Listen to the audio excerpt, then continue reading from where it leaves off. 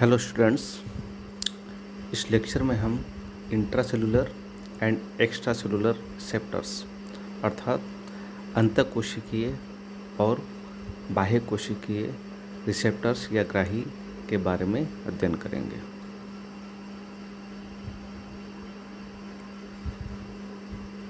Hormones के बारे में हमने अध्ययन किया और हमने जाना कि विभिन्न प्रकार की अंतःस्रावी ग्रंथियाँ विभिन्न प्रकार के हार्मोन्स का सिक्रेशन करती है, स्रावित करती है। ये जो हार्मोन्स है इनके केमिकल नेचर की हमने बात की, तो ये या तो प्रोटीन या पॉलीपेप्टाइड हार्मोन होते हैं या एमिनो एसिड से बने होते हैं या ये स्टेरॉइड्स हार्मोन होते हैं। इनके इसी केमिकल नेचर के आधार पर इनको दो कैटेगरीज में डिवाइड कर सकते हैं कि एक तो वो हार्मोन जो वाटर सोल्यूबल होते हैं अर्थात जल में घुलनशील होते हैं, और दूसरे प्रकार के वो हार्मोन्स जो कि जल में अघुलनशील होते हैं लेकिन लिपिड्स में ये घुलनशील होते हैं। जो वाटर सोल्यूबल हार्मोन्स होते हैं वो तो प्रोटीन और पॉलीपेप्टाइड हार्मोन्स है, जबकि लिपिड सोल्यूबल हार्मोन्स जो होते हैं वो लिपिड या स्टेरॉइड्स हार्मोन होते हैं। अब हार्मोन रिसेप्टर्स की हम बात करें तो रिसेप्टर्स क्या है? रिसेप्टर्स एक प्रोटीन है जो कि हार्मोन को ग्रहण करता है। ये जो प्रोटीन होता है वो हार्मोन्स के साथ बाइंड होता है और बाइंड होने के बाद ये हार्मोन के मैसेज को आगे पहुंचाता है। और ये जो रिसेप्टर होते हैं ये दो प्रकार के होते हैं, एक्सटर्नल रिसेप्टर यानी बाह्य रिसेप्टर और इंटरनल रिसेप्टर अर्थात आंतरिक रिसेप्टर। रिसेप्टर के बारे में हम थोड़ा सा और जानें तो इसको इस तरह समझते हैं कि जो हार्मोन्स होते हैं वो तो केमिकल मैसेंजर है, रासायनिक संदेशवाहक है। अब हार्मोन अपनी अपनी जो लक्ष्य कोशिकाएं या उत्तक होते हैं वहाँ अपना एक्शन करते हैं, अपना कार्य करते हैं, लेकिन ये जो कार्य हार्मोन करते हैं वो डायरेक्ट नहीं कर सकते हैं। हार्मोन को अपना मैसेज जो है वो पहुंचाने के लिए और उसके अनुसार कोशिकाओं में या अंगों में या ऊतकों में वांछित परिवर्तन लाने के लिए कुछ केमिकल्स की ज़रूरत होती है। और उनमें से जो पहला जो केमिकल जो होता है जिससे क्या हार्मोन बाइंड होता है उसको रिसेप्टर या हार्मोन ग्राही कहते हैं। जो हार्मोन ग्राही होते हैं ये दो प्रकार के होते हैं, एक तो आंतरिक और बाह्य। इन दोनों प्रकार के जो हार्मोन्स हैं उनके बारे में हम अभी अध्ययन करते हैं। पहला जो प्रकार है वो है एक्सटर्नल रिसेप्टर। एक्सटर्नल रिसेप्टर जो होते हैं वो कहाँ पाए जाते हैं? एक्सटर्नल रिसेप्टर पाए जाते हैं जो कोशिका की प्लाज्मा मेम्ब्रेन होती है उसमें पाए जाते हैं। और प्लाज्मा मेम्ब्रेन क्योंकि कोशिका का सबसे आउटर स्ट्रक्चर या सबसे बाह्य भाग बनाती है, तो ये जो रिसेप्टर्स होते हैं ये इस मेम्ब्रेन से बाइंड रहते हैं, बंधे हुए रहते हैं, और इनका कुछ हिस्सा कोशिका से बाहर की ओर स्थित होता है। वास्तव में ये जो रिसेप्टर होते हैं एक्सटर्नल रिसेप्टर वो मोस्टली 3 कंपोनेंट से बने होते हैं, या हम ये कह सकते हैं कि ये जो रिसेप्टर होते हैं इनके 3 भाग होते हैं। पहला एक्सटर्नल डोमेन, दूसरा ट्रांस मेम्ब्रेन डोमेन और तीसरा साइटोप्लाज्मिक डोमेन। एक्सटर्नल डोमेन जो होता है वो कोशिका की जो मेम्ब्रेन होती है प्लाज्मा मेम्ब्रेन उससे बाहर की ओर निकला रहता है, अर्थात सेल के बाहर की ओर ये जो भाग होता है रिसेप्टर का वो निकला रहता है। और ट्रांस मेम्ब्रेन डोमेन जो है वो प्लाज्मा मेम्ब्रेन के भीतर की ओर दसा हुआ रहता है, इसलिए इसको ट्रांस मेम्ब्रेन डोमेन बोलते हैं। और दूसरा जो उसका पार्ट है साइटोप्लाज्मिक डोमेन वो कोशिका के भीतर की ओर साइटोप्लाज्म की ओर निकला रहता है। तो एक्सटर्नल रिसेप्टर के 3 भाग हो गए। और प्रत्येक जो हार्मोन होता है उसका अपना एक्सटर्नल रिसेप्टर होता है। जिनकी संख्या अलग अलग हो सकती है। अब होता क्या है कि हार्मोन हम जानते हैं कि अंतःस्रावी ग्रंथियों से रिलीज होने के बाद, मुक्त होने के बाद ये सर्कुलेशन में आ जाते हैं, ब्लड में आ जाते हैं और ब्लड से ये पूरे शरीर में डिस्ट्रीब्यूट होते हैं। अब ब्लड से जो भी इनकी जो लक्ष्य कोशिकाएं होती है, वहाँ पे क्या करेंगे ये कि ये हार्मोन एक्सटर्नल रिसेप्टर की हम बात कर रहे हैं, अपने एक्सटर्नल रिसेप्टर से कि इनके जो एक्सटर्नल डोमेन होता है, बाहर की तरफ निकला हुआ जो भाग होता है, वहाँ पे ये बाइंड करेंगे, ये बाह्य भाग से ये अटैच हो जाएंगे। और जब ये अटैच हो जाएंगे एक्सटर्नल डोमेन से, तो क्या होगा कि ये जो रिसेप्टर होते हैं, एक्सटर्नल रिसेप्टर, इनमें कॉन्फॉर्मेशनल चेंज अर्थात इनकी जो संरचना होती है उसमें कुछ इस तरह से चेंज होता है कि इस संरचना में चेंज होने की वजह से कुछ सिग्नलिंग पाथवेज, यानी अंदर की तरफ एक जो चेन होती है केमिकल्स की या सिग्नल, ये जो मॉलिक्यूल्स होते हैं उनमें एक चेंज होता है। वो चेंज कैसे होता है कि जो ही हार्मोन रिसेप्टर के एक्सटर्नल डोमेन से बाइंड होता है, तो बाइंड होते ही उस रिसेप्टर में संरचना में चेंज होगा। जब संरचना में चेंज होगा तो क्या होगा कि इसकी वजह से उस रिसेप्टर से कुछ अन्य प्रोटीन अटैच होते हैं, वो एक्टिवेट हो जाएंगे। अब जब एक्टिवेट हो जाएंगे तो उससे क्या होगा कि एक एंजाइम होता है प्रोटीन काइनेज। ये प्रोटीन काइनेज एंजाइम क्या करते हैं कि अन्य जो एंजाइम्स होते हैं या प्रोटीन्स होते हैं उनके फॉस्फोराइलेशन का कार्य करते हैं, उनको फॉस्फोरीकरण करने का कार्य करते हैं। तो जब प्रोटीन काइनेज एंजाइम एक्टिवेट हो जाएंगे तो ये क्या करेंगे कि कोशिका में जो नए प्रोटीन या एंजाइम है उनको फॉस्फोराइलेशन करेंगे। अब फॉस्फोराइलेशन करने से क्या होगा कि वो जो प्रोटीन जिनका फॉस्फोराइलेशन हो रहा है वो भी एक्टिव हो जाएंगे। वो एंजाइम भी हो सकते हैं या अन्य प्रोटीन भी हो सकते हैं। जब वो एक्टिवेट होंगे तो क्या होगा कि वो अन्य जो मॉलिक्यूल है कोशिका में उनको एक्टिवेट करेंगे। तो होता क्या है कि जब ये एक चेन चलती है तो उस चेन का फलस्वरूप क्या होगा कि कोशिका की जो एंजाइम और प्रोटीन की जो मशीनरी है उनमें चेंज होगा। अब ये चेंज होगा तो क्या होगा कि इस चेंज का फलस्वरूप ये भी हो सकता है कि आगे जाके जो न्यूक्लियस में जो कुछ विशेष जीन होते हैं वो एक्टिवेट हो जाएं, या कोई ऑलरेडी एक्टिवेट जीन है वो उनके इनहिबिट हो जाए, यानी उनकी एक्टिविटी कम हो जाए।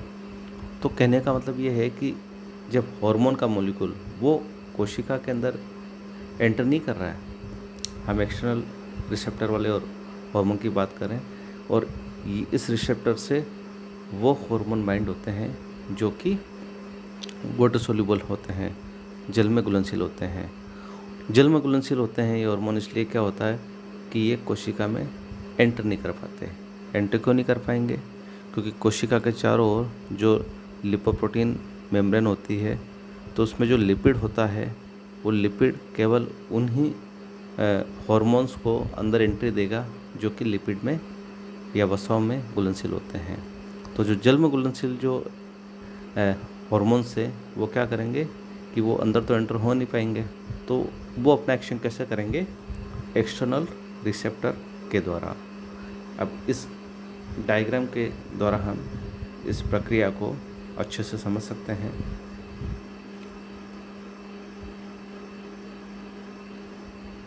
यह हम देख रहे हैं कि ये प्लाज्मा मेम्ब्रेन है।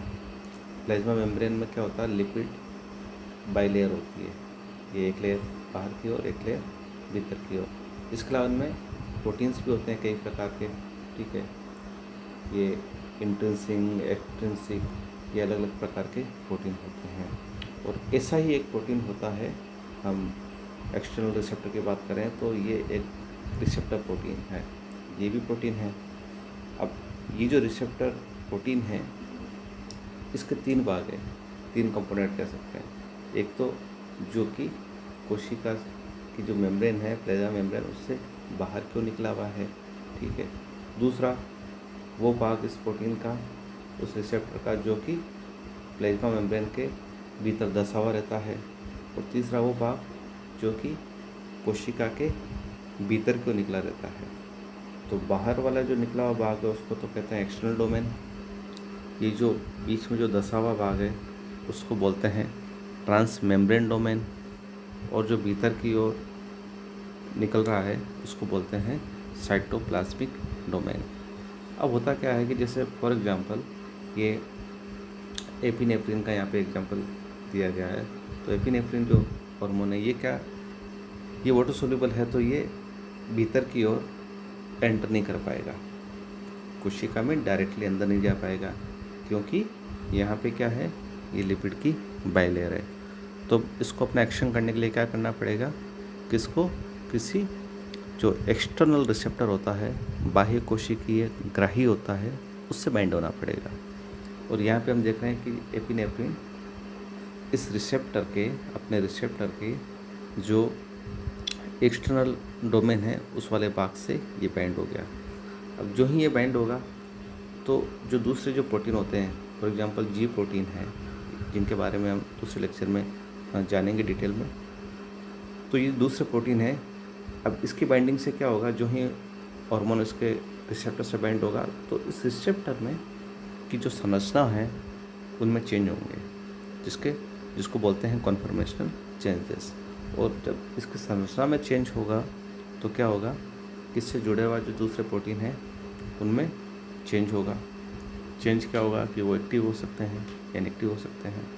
तो इनके चेंज के फलस्वरूप क्या होगा कि एक्टिव होंगे तो ये क्या है कि दूसरे जो प्रोटीन्स हैं कोशिका के उनको एक्टिवेट करेंगे। अब यह एपिनेफ्रिन का एग्जांपल है, तो एपिनेफ्रिन के एग्जांपल में क्या है कि ये एक्टिव हो रहा है, जी प्रोटीन एक्टिव हो गया, तो उसके फलस्वरूप क्या होगा कि एडिनिल साइक्लेज, ये दूसरा एक एंजाइम है, वो एक्टिव हो गया तो क्या होगा कि एटीपी से साइक्लिक एएमपी बनना शुरू हो गया। तो उसके फलस्वरूप क्या होगा कि इस कोशिका में जो भी स्पेसिफिक चेंजेज है वो आ जाएंगे। तो हमने देखा कि हार्मोन का जो मॉलिक्यूल है वो कोशिका के बाहर ही स्थित है, उसको एंट्री नहीं मिली, लेकिन ये एक्सटर्नल रिसेप्टर के द्वारा उसने अपना काम कर दिया, पूरी कोशिका में जो भी इसको चेंज लाना है वो ले आए। और ये जो चेंज होता है कोशिका में, ये उस अकॉर्डिंग होगा कि कौन सा रिसेप्टर एक्टिव हुआ और इस रिसेप्टर ने कौन कौन से प्रोटीन्स को एक्टिवेट किए, उसी के अकॉर्डिंग कोशिका में परिवर्तन आएगा, चेंजेज आएंगे। अब हम दूसरे प्रकार के रिसेप्टर की बात करते हैं, वो है इंटरनल रिसेप्टर अर्थात आंतरिक रिसेप्टर। जो लिपिड में घुलनशील हार्मोन होते हैं वो डायरेक्ट सीधे ही कोशिका के भीतर प्रवेश पा जाते हैं। और प्रवेश पाने के बाद जब ये कोशिका के भीतर आएंगे तो क्या होगा कि साइटोप्लाज्म में अर्थात कोशिका द्रव्य में इनके कुछ विशेष रिसेप्टर्स होते हैं। इन रिसेप्टर से ये बाइंड होंगे, इनके साथ ही जुड़ेंगे। अब ये जो हार्मोन और रिसेप्टर का जो कॉम्प्लेक्स है ये साइटोप्लाज्म में से फिर होके काम पूछ जाएगा न्यूक्लियस में। और न्यूक्लियस में ये जो कॉम्प्लेक्स है हार्मोन और रिसेप्टर का कॉम्प्लेक्स, ये क्या करेगा कि जो डीएनए है अर्थात जो जीनोम है उसके कुछ विशेष एलिमेंट से अटैच हो जाएगा। अब इसका फलस्वरूप क्या होगा कि कुछ स्पेसिफिक जीन्स होते हैं वो या तो एक्टिव हो जाएंगे या इनएक्टिव हो जाएंगे। अब जीन एक्टिवेट हो जाएगा तो क्या होगा कि वो जीन उसके अकॉर्डिंग एमआरएनए बनाएगा। और हम जानते हैं कि एमआरएनए का काम क्या होता है। एमआरएनए साइटोप्लाज्म में आएगा, न्यूक्लियस से साइटोप्लाज्म में आएगा, और एमआरएनए क्या करेगा कि उसमें जो भी कोड है उसके अकॉर्डिंग प्रोटीन का निर्माण होगा।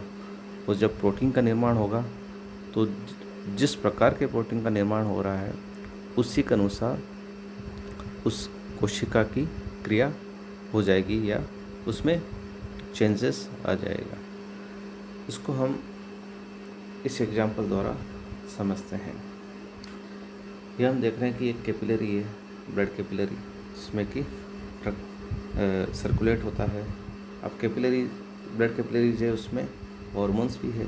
यहाँ हम लिपिड सोल्यूबल हार्मोन की बात करते हैं, जो स्टेरॉयड हार्मोन होते हैं, जैसे लिंक हार्मोन फॉर एग्जांपल, तो उन हार्मोन की हम बात करते हैं।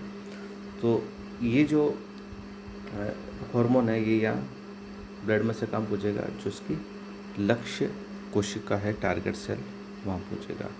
अब टारगेट सेल में क्या हो रहा है कि ये लिपिड सोल्यूबल है, इसलिए ये डायरेक्ट सीधा ही जो प्लाज्मा मेम्ब्रेन है उसमें से अंदर की ओर पास हो जाएगा।